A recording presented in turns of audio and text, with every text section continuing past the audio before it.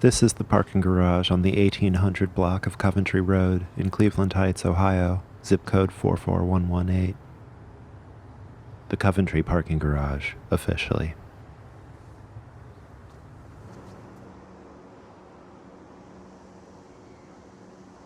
It has a 4.6 star average with 5 ratings on Google Maps, which seems about normal. Somewhere in the neighborhood of 350 parking spots, spread across 3 stories.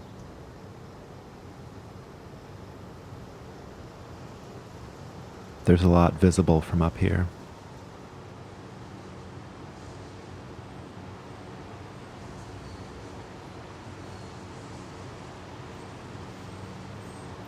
It's the centerpiece of the Coventry Village Business District, the crown jewel.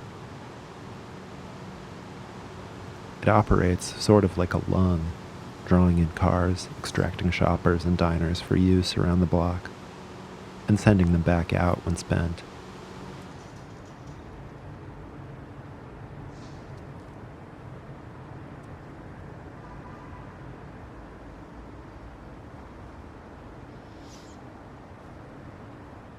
An exchange of funds and various forms of carbon.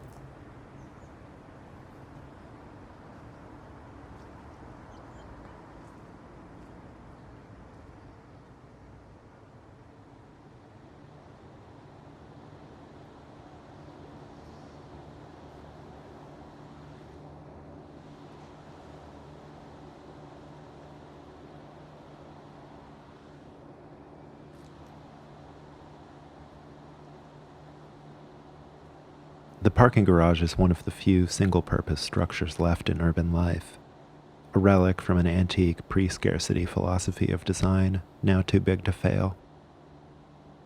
A ziggurat for the fossil fuel age.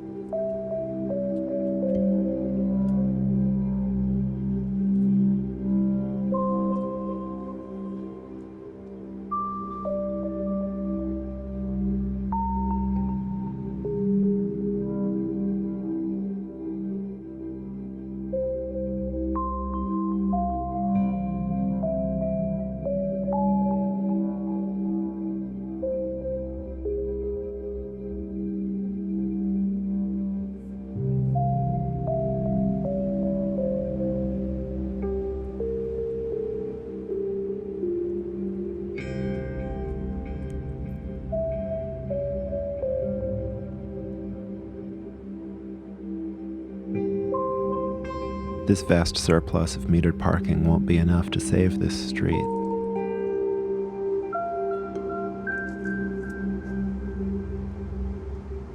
Soon, prepaid wireless stores, the mycelia of the retail ecosystem, will germinate, eating through the very foundations they grow upon, composting the neighborhood until it's ready to be sown with the seeds of some strange and profitable new indignity.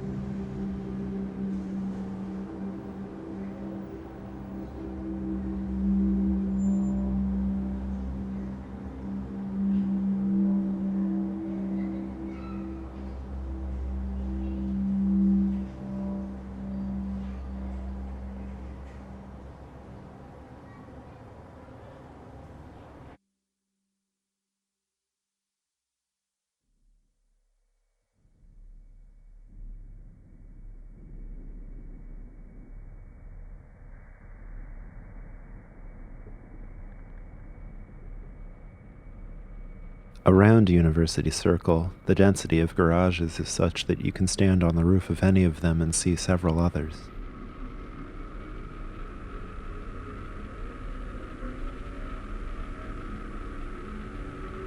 Like nodes in a secret web, synapses transmitting codes via the smoke signals of exhaust pipes.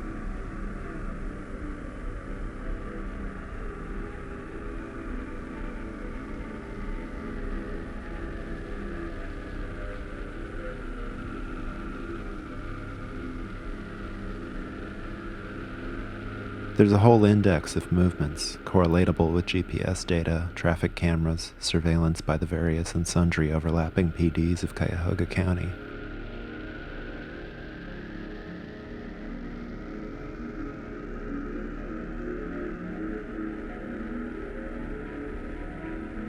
Many of these lots are operated by Standard Parking, aka the SP Plus Corporation.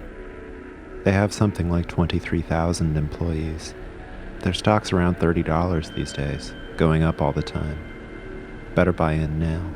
Buoy yourself on this last piece of flotsam from the sinking ship.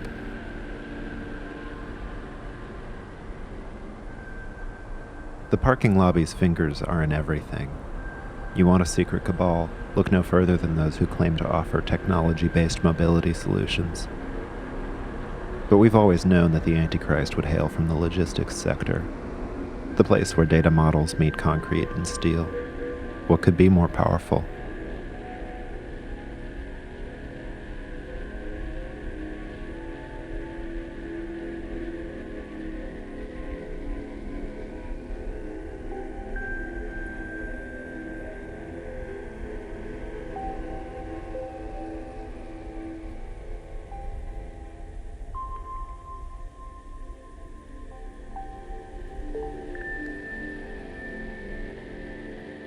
But to the cars themselves, the garage signifies rest and rehabilitation, the center of a neighborhood,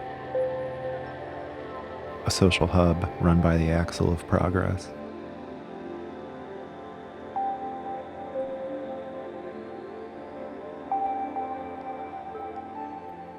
What do they do in here when we're not watching?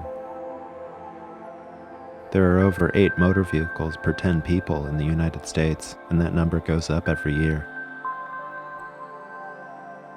They already have the run of our cities.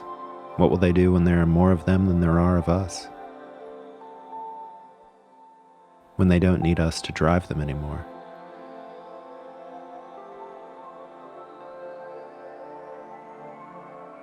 Our spiral ramps and electromechanical boom gates won't contain them. The true heirs of the Industrial Revolution and westward expansion, coming of age at last.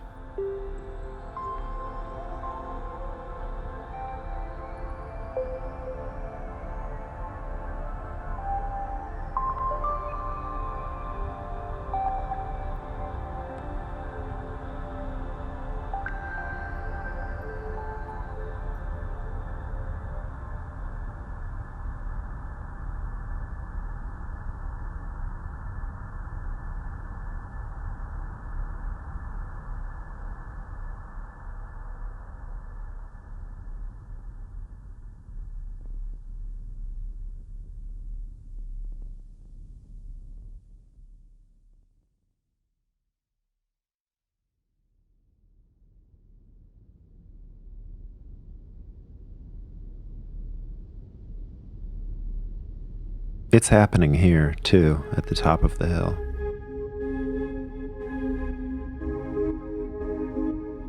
The old lots are full. They must be expanded.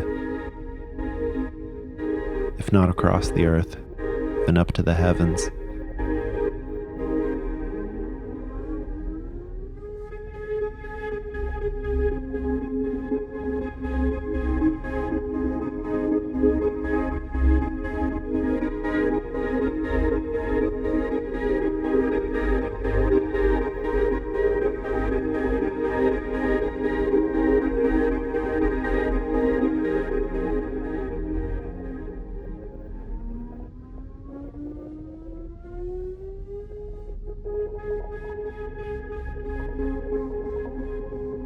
The rest of us are left to sit here, watching the water rise and the rent with it,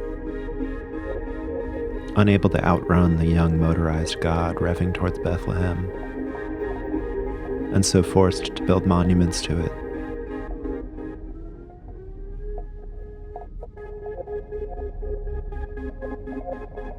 To sacrifice the weather, the best of the land, and occasional pedestrians.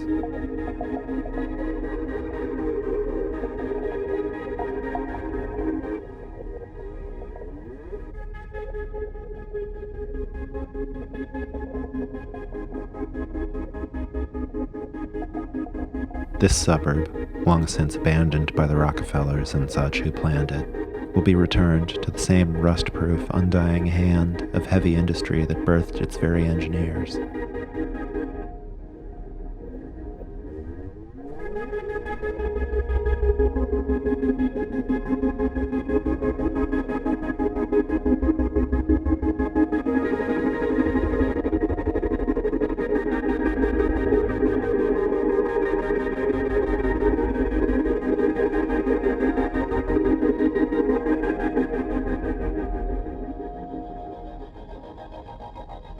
In the future, when the metal of our cities has corroded, the glass shattered, and all the organic material left to rot, the garages will remain.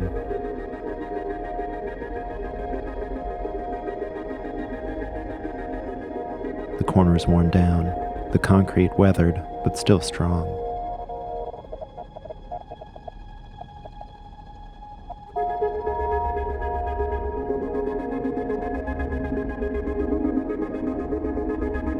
Paleoanthropologists digging them out of the sediment and muck will recognize them as the grand temples they were, and maybe the tour groups will too. But nobody will understand what it really meant to believe.